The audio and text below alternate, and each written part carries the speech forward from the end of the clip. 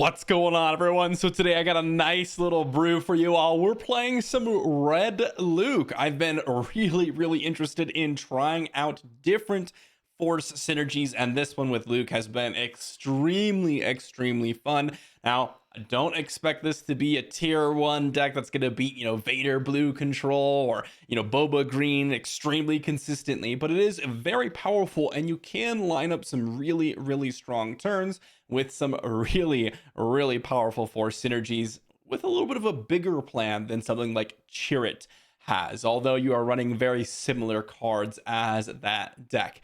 If you want to pick up any of the cards on this list or the entire deck itself, I have a link to the deck in the description down below. I also have a link to TCG Player where you can pick up these cards. It'll help me out as well as help you out.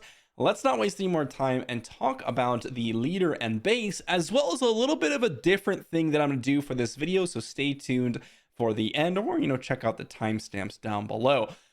Luke.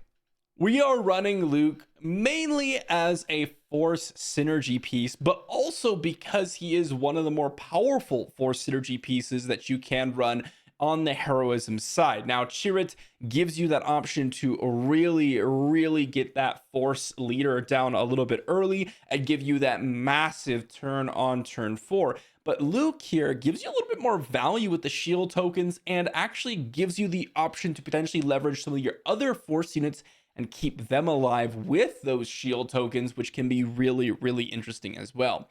The action is extremely relevant, as basically every card that we're playing here is a heroism card, and so we are able to give those shields out quite frequently. It's not quite the same as a green Luke deck where you can run out like Alliance Dispatcher and just power out all the shields, but this action ability does become relevant as you get deeper and deeper into the mid game of any of the battles here.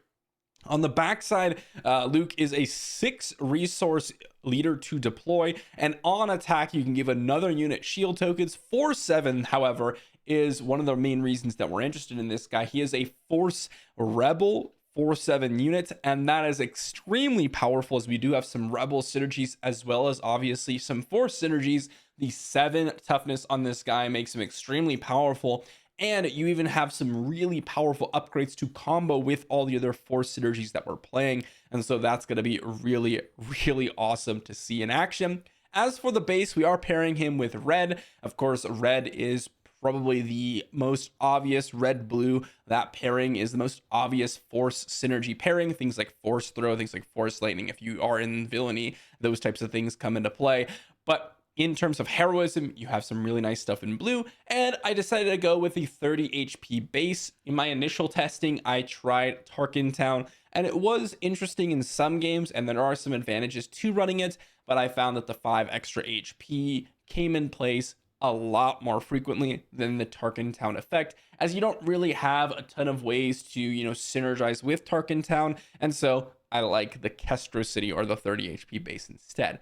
That said, let's talk about the ground units. So as for ground units here, we actually have quite a few of them, and we're running play sets of almost every single one because we kind of want a very consistent deck to benefit from all the force synergies that we're playing. But also, we are a little bit more of an aggressively focused, or aggressively slanted, I should say, deck. But I think we more end up in the more mid-range category. We have 3 copies of R2-D2 to start us off here, and this one's just a really nice play on turn 1 to kind of help smooth out our draws, while also giving us the option to put a shield token on it very quickly. And you could suit up upgrades onto R2-D2. You do not need to wait for a force unit, and that can be a very powerful turn 1 play, as that is a now 1/4 with a shield token that you can then slot on like a Luke's lightsaber or even a Jedi lightsaber and do some crazy stuff.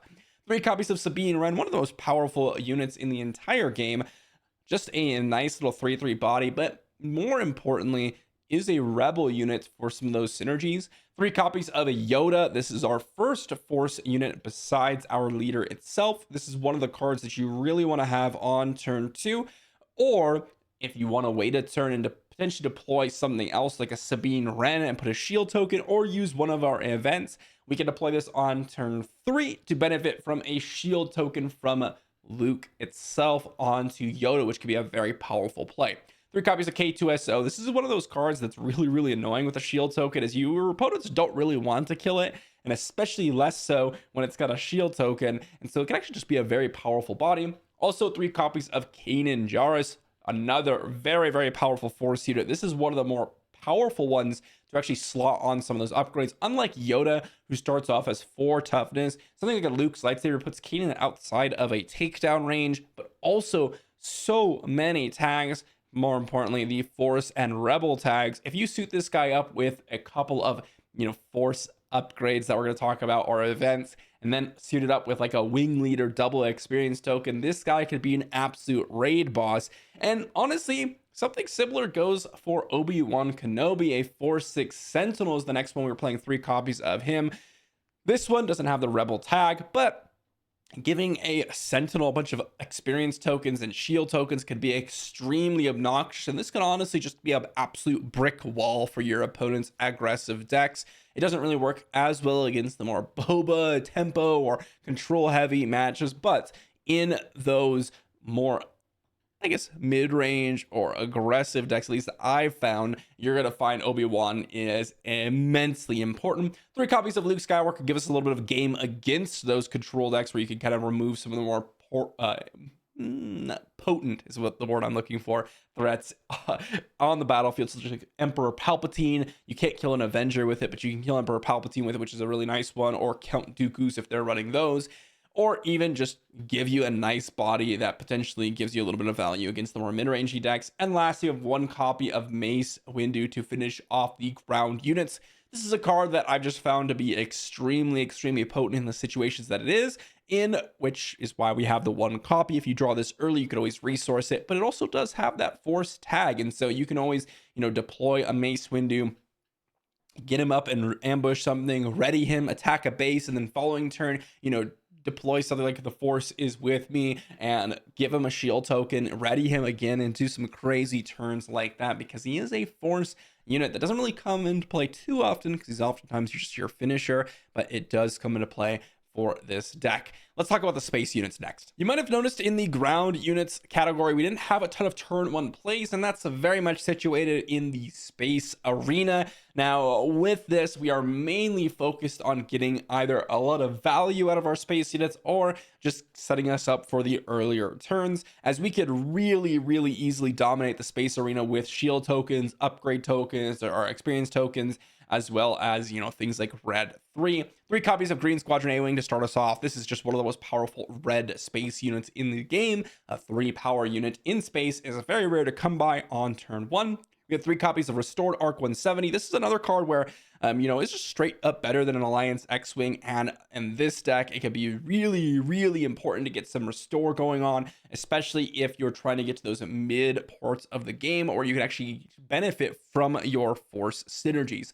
3 copies of Red 3. Well, we are, something that's a little bit slanted towards an aggressive mid-range deck. This is where Red 3 comes into play, as we can give some of our earlier threats raid 1 and benefit from just a ton of additional damage. This also can come down a lot later on in the game and do a lot of work, as things like Mace Windu becomes suddenly a 6/7 when you have a Red 3 on the battlefield. And of course, things like Kanan or K2SO or Yoda get a lot more valuable with raid 1. And lastly, one of the most important, if not the most important space unit that we have in the deck is Wing Leader. Now, when you're going all in, or when you're going somewhat all in on a Force unit and you're giving it shield tokens, and then you can drop experience tokens on it, this is a card that really shows its power, especially when you get it on like a Luke Skywalker and suddenly he's a 6/9. Funny. And you can deploy some of your other events and upgrades. He becomes an absolute nightmare to deal with and closes out the game extremely quickly. Keep in mind that you do need a Rebel unit to deploy. Now, all the space units work for it, but there are 2 units that do not, and that is Obi-Wan and Yoda. Do not mistake, being able to place Wing Leader on an Obi-Wan. I've seen some people make that mistake in the past, and suddenly they've played their Wing Leader and they get 0 experience tokens. So just keep that in mind. But let's talk about our events and upgrades in this deck. So for our events and upgrades here, we got to start off with 3 copies of Force Throw. This one is one of the most powerful events in the game if you are able to have a Force unit on the battlefield. Now, there are a lot of times when you're going to choose an enemy player or an opponent here that you can get some extra value out of, make them discard and get the damage. But there are also times when you'll target yourself in order to kill a specific unit that you're looking for. One copy of Open Fire to kind of shore up our removal suite, as we also have 3 copies of Takedown. I found this to just be the most powerful blue removal spell outside of Power of the Dark Side. And so I do enjoy having a few copies of Takedown and Open Fire. It works really well against things like Sabine Leader, or just having a really important threat that you need to kill in order to maybe defend your force units or whatever you need to defend, or just avoid taking a bunch of damage. We also have 3 copies of The Force is With Me here. This is the most powerful force synergy spell besides Force Throw in the deck. You get to give 2 experience tokens to any unit. You do not need the force unit, but if you have a force unit here, then it doesn't have to be placed on a force unit, but if you have one in the battlefield, you will give a shield token to that unit in order to basically remove any damage that you were to assign to that unit that you are attacking with, or just give it a nice little defensive option. Now, of course, this does not work well against things like Takedown, Vanquish, or Power of the Dark Side, so you need to be careful about that. But if they have things like Overwhelming Barrage or any sort of damage-based removal, or any sort of unit that they potentially wanted to trade into your units, this is where this card becomes absolutely absurd. And I want to reiterate, you do not need to put this or target a unit that is a force unit. You don't need to put this on a Kanan or a Yoda. If you happen to have a Yoda on the battlefield, you could target a Sabine Wren and she will give the shield token, or she will get the shield token rather, if you just happen to have a force unit on the battlefield. We also have 2 copies of Luke's lightsaber and 2 copies of Jedi lightsaber. Now, 2 copies of Jedi lightsaber specifically works really well on a Yoda.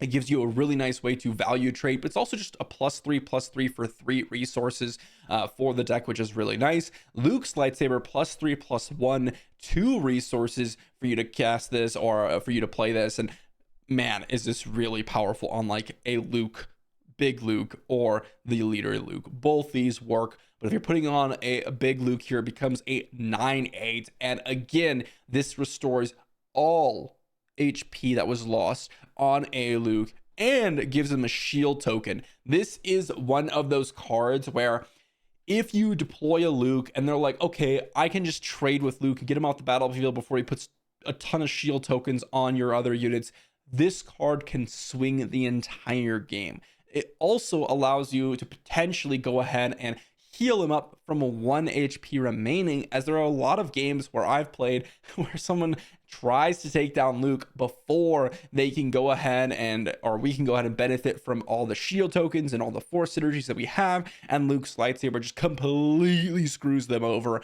It is a nightmare card if you get the value out of it. And lastly, we have 2 copies of It Binds All Things. Once again, you do not need to target that specific force unit that you are trying to heal, or rather, you don't need to target a force unit to heal them to get the damage. As long as you control a force unit, you are going to deal however much damage that you've healed off of a unit. This works particularly good with R2-D2. I've had curves where I go R2-D2 shield token, Yoda, and then over the process of a couple of turns, R2 might have hit someone for like 1 damage, you heal 3 damage, and suddenly you're dealing 3 damage to an enemy unit, and of course you get that heal. This one's a little bit more situational, as in some cases, they're going to be pinging some damage onto your units, and maybe that 1 damage really matters, right? They have like a Greedo, and this is just a removal spell for Greedo. That could be really nice. It really depends, which is why there's only 2 copies of It Binds All Things. I found this to be a little bit more situational than something like Force Throw, or,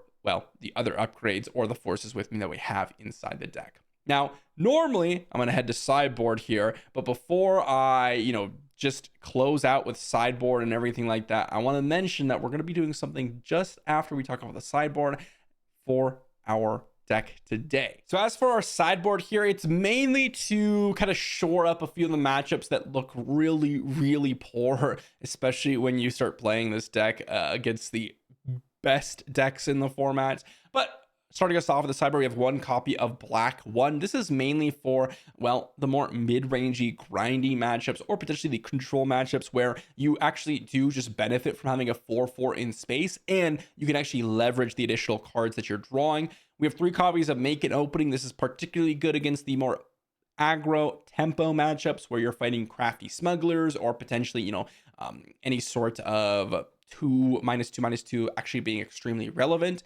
Mind you, this does not need to kill something. If you have units on the battlefield, you could just use this in conjunction with your units in order to remove a unit, and you get that nice little 2 HP heal. Really good against Sabine, really good against, Boba. 3 copies of a Vanquish is the next card, and this one's a little bit interesting. You might think that you're boarding out all your removal against the more controlling matchups, but I found Vanquish to be one of the most important cards to dealing with things like, let's say, Vader Blue. And the reason for that is because they're running so few threats, there are 2 threats that you really need to deal with. And that is Lieutenant Childston as like a 5/5 or 6/6, which you can deal with potentially with Takedown if it's a 5/5, or if it's a 6/6, you could potentially deal with like the Forces with me. But more importantly, Avenger. There are not a lot of answers to Avenger in Star Wars Unlimited in general, but Vanquish is one of them, and this is a card that completely annihilates the win condition of something like a Vader Blue, and you could actually grind them out pretty nicely if you can deal with their Avenger in a lot of scenarios. 3 copies of Devotion to finish us off. This is just a really powerful upgrade, as we are passing around a lot of shield tokens and ways to protect our units.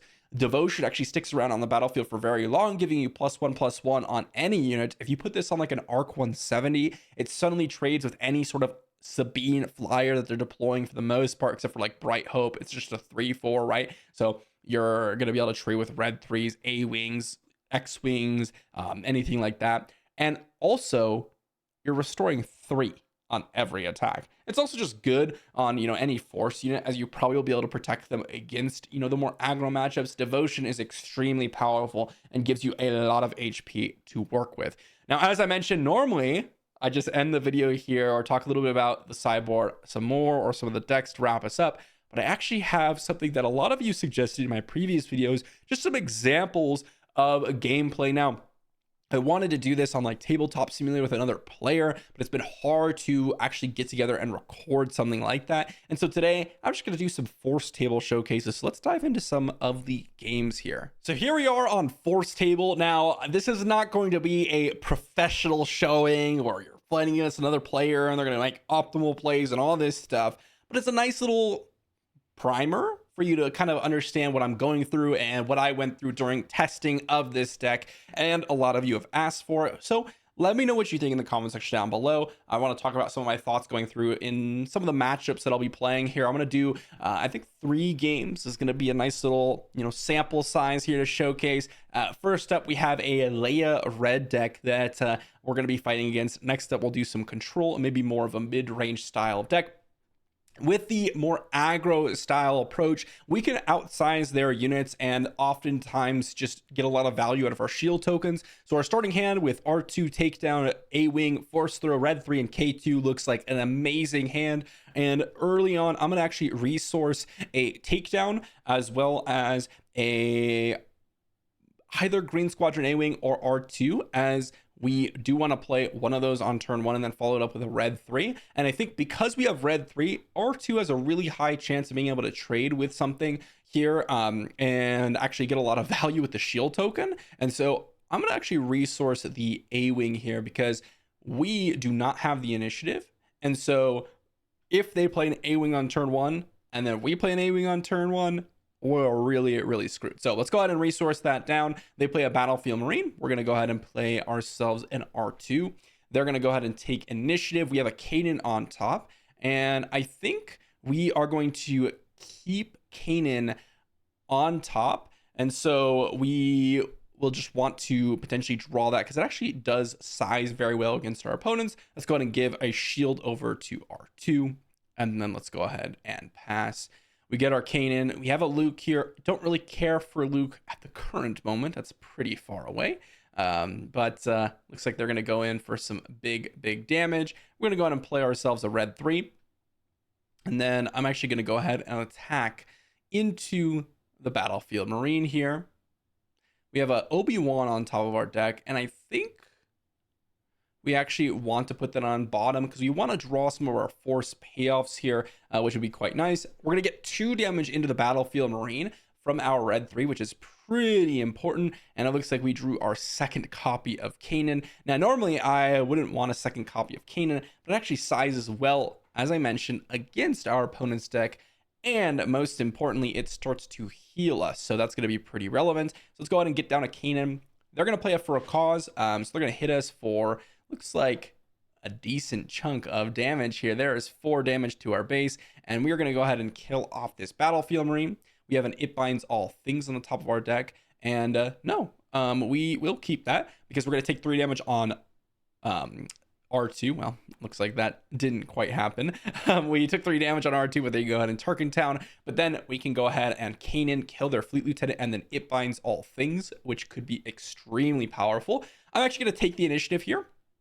That's totally fine because we do want to be able to go ahead and get our value out of our Kanan. So we're going to go ahead and attack into Fleet Lieutenant, and hopefully, unless they, I'm not even sure what they could have in order to ambush a Kanan here, we're going to get the It Binds All Things as well as Force Throw out here. So let's go ahead and resource our K2SO here. I'm going to go ahead and immediately just attack the Fleet Lieutenant, and let's go ahead and discards to try to heal up. We are up to 13 here. Another for a cause. Big damage from our opponent. I am just going to attack in with red 3 here. See if they deploy themselves a Leia. And here we can It Binds All Things to heal our Kanan here. We can also Force Throw to try to get a card out of their hand. I think what I like doing is Force Throw. Try to target the opponent. We discard a Rebel Assault. We'll deal 1 damage to them. That is totally fine. They're going to deal 4 damage to us.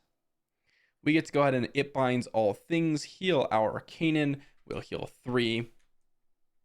How do we? Oh, there we go. I was like, what is going on here? We're going to heal 3 damage here. They're going to take initiative. We get to go ahead and play our Restored Arc 170, and then we can go ahead and pass. There's a Luke. There's another Kanan. It looks like it would have been better to Force Throw ourselves, but I think this will end up working all right. They're going to attack our base. We're going to just go ahead and kill and finish off Leia. Discard a card. We heal 1. Not a great heal. There's a Restored Arc, or an Alliance X-Wing. We get to go ahead and attack with our Restored Arc. Pretty simple there. Get to heal. Get to kill their X-Wing. We get to deploy ourselves a Luke. We get to attack Luke into their base. Get a shield token on Kanan. We get to attack with red 3. And now we start to kind of move on over into the middle part of the game where we actually can leverage our more powerful cards than our opponent has. So we have our Luke Skywalker here. I'm just going to go ahead and attack into their base with our red 3. There's a Sabine Wren. We get to go ahead and play... Actually, you know what? We're just going to go ahead and attack into their base again. Heal up a little bit. And here they took the initiative, and so we want to remove all potential threats that they have. Leia can be very explosive, but she does need a unit. However, we can just kill our opponent. So we're just going to go ahead and do that real quick. So that's going to be the end of the game here. And as you can see, we are able to really get a lot of value with sort of entering into the mid game, as long as we have our heals going and being able to trade, especially with our shield tokens. You can kind of outsize your opponent's units and control the board that way. So pretty nice one. Let's go ahead and find our game against Vader Blue. All right, so I'm not gonna lie, this is definitely not an easy matchup, and I wouldn't be surprised if we lost reasonably hard, as we kind of do need access to our sideboard. This initial hand is pretty bad, as we have no early plays, a couple of very expensive plays, and our upgrades and experience tokens oftentimes are just going to get themselves killed. So we're gonna go ahead and mull this one, see what we end up pulling in our next 7. This one's a lot better. I'm going to go ahead and resource a takedown.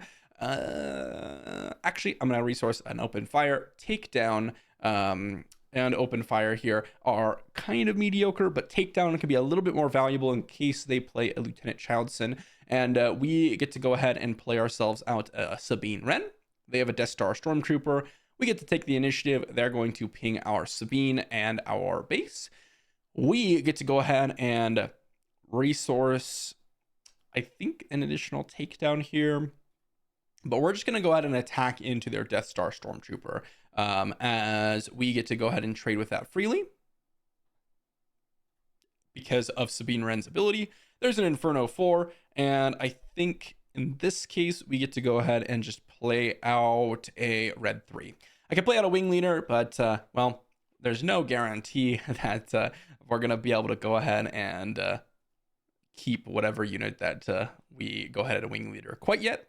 Here's a Force Throw, potential discard because we have no Force units out on the battlefield. However, that can be just a powerful card to keep around.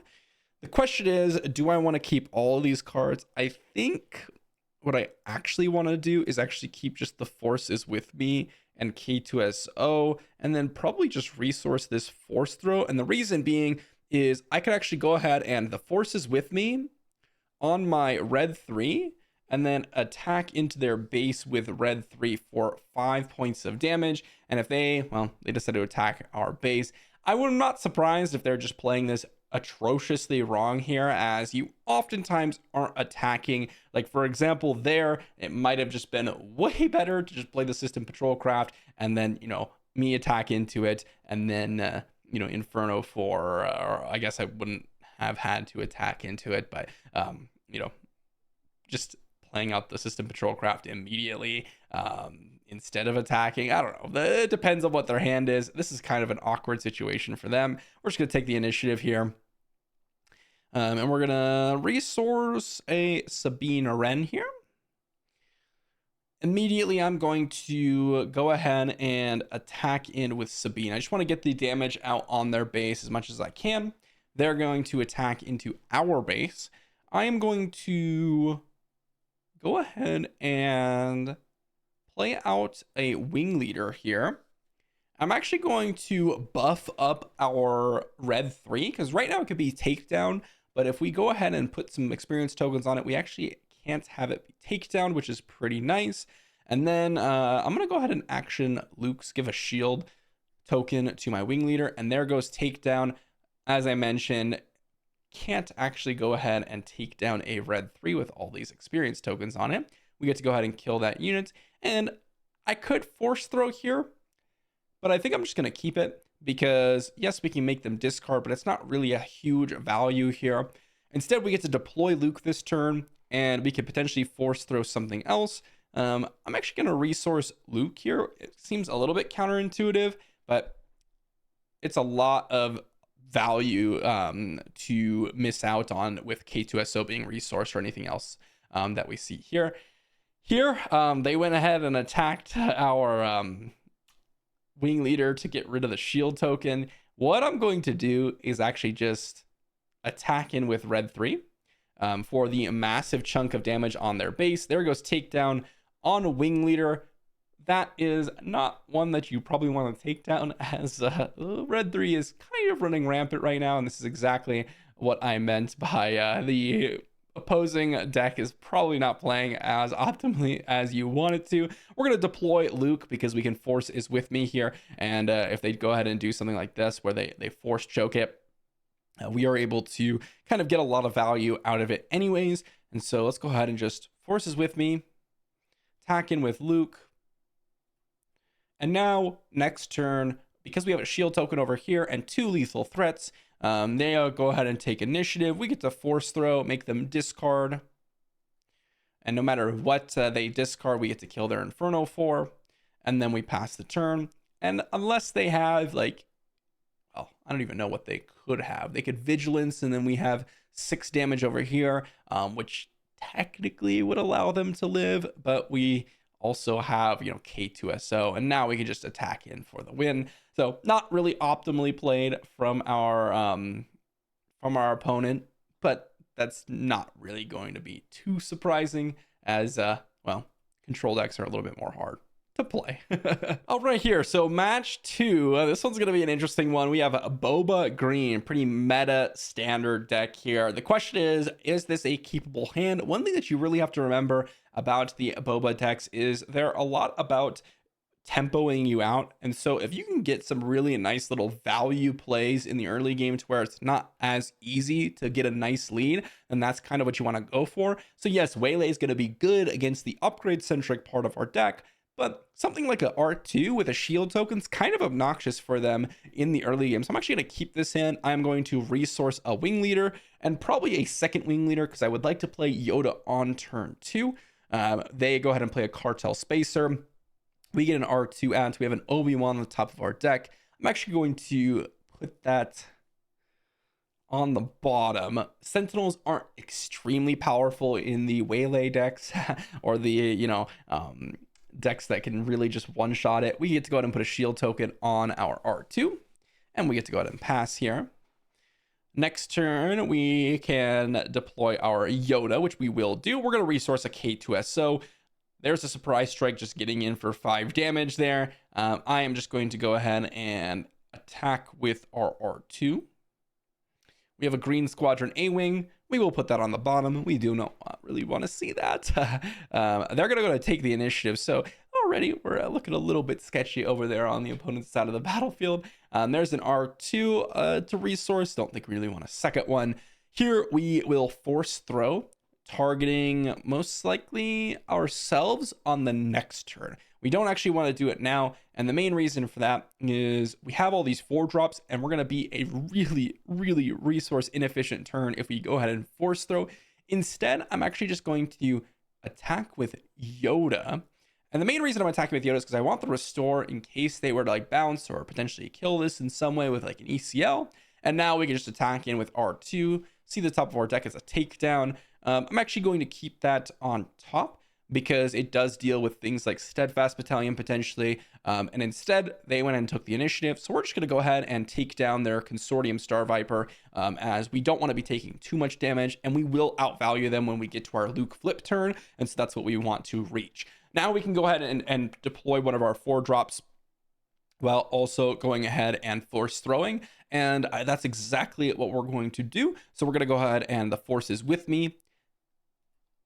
Go ahead and power up Yoda and attack into Boba Fett just for some restoring and actually hitting their Boba Fett. There is a what's it called? A Steadfast Battalion ECL'd into R2D2, and they went +2/+2 over on Cartel Spacer. Now, the interesting part about this is they can go ahead and kill off our R2, but we have the force throw that we can target myself, discard K2SO to finish off Boba Fett, so we get a lot of damage in there. They're going to hit us for a decent chunk, but we can just go ahead and take the initiative instead of attacking with R2 in order for us to make the first action on the following turn, which, well, looks to be just attacking with our Yoda into Steadfast Battalion, getting that off the board, and then healing up a little bit. There's an overwhelming barrage. They're going to kill off our Yoda. We're going to draw a card.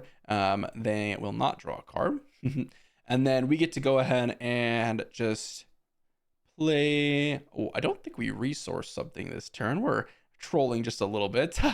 We definitely wanted to resource something that turn. I just realized I must have misclicked there. But we're going to actually just take down the Cartel Spacer. Oh, because we don't want to get hit by a massive chunk of damage. They're going to take initiative. We can just go ahead and get a free point of damage, and there's an Arc 170 on the top, and I don't think we really need it at this point, so we're going to go ahead and put it on bottom. Let's go ahead and pass. Go ahead and resource a card. I believe we're going to go ahead and resource a Sabine. You know, actually, we're going to go ahead and resource a Jedi Lightsaber. This allows us to play 2 separate cards here on this turn. They're going to ambush Bosk here. They're going to ready a resource. We are going to go ahead and just action our Luke. Deploy a Luke here. And this gives us the option to play out a Sabine, play out a Forces with me, to attack into the Bosk. This allows us to keep our Luke alive because they're going to have the initiative. And if we did not use the forces with me, he would just take a ton of damage.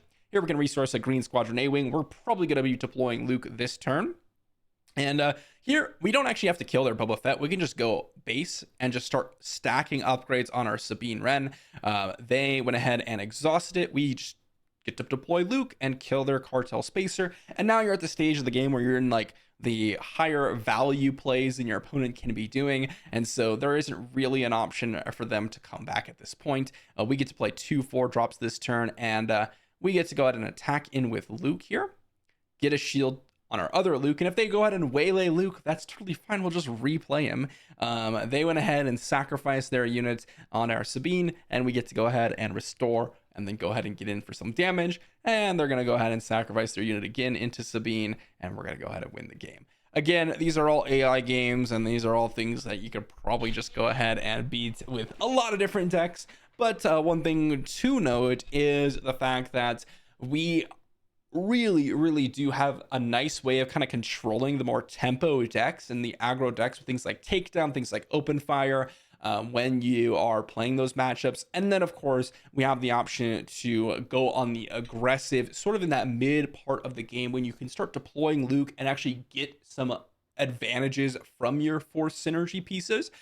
The forces with me is the key card in this deck that really shines. The thing that you really want to pay attention to is getting that and controlling the board. That's really important to be doing, which is why something like Vader is a little bit tougher of a matchup, as you're just trying to deploy threats and hit your opponent rather than getting these value trades going, which is why we're a little bit more of a aggressive mid-range deck rather than just a pure aggro deck, as we don't just hit base all the time. A lot of the times with these tempo aggro decks, like Sabine, Leia, or Boba, they're going to just be trying to hit your base, and not really go for too many value trades, as your units are probably going to either outsize them or outvalue them with their experience and shield tokens, and that's exactly what we did. So just a few little games to showcase the deck here, and we happen to win all 3 of them. That's not really a surprise, to be honest, as the AI games are a little bit more one-sided, but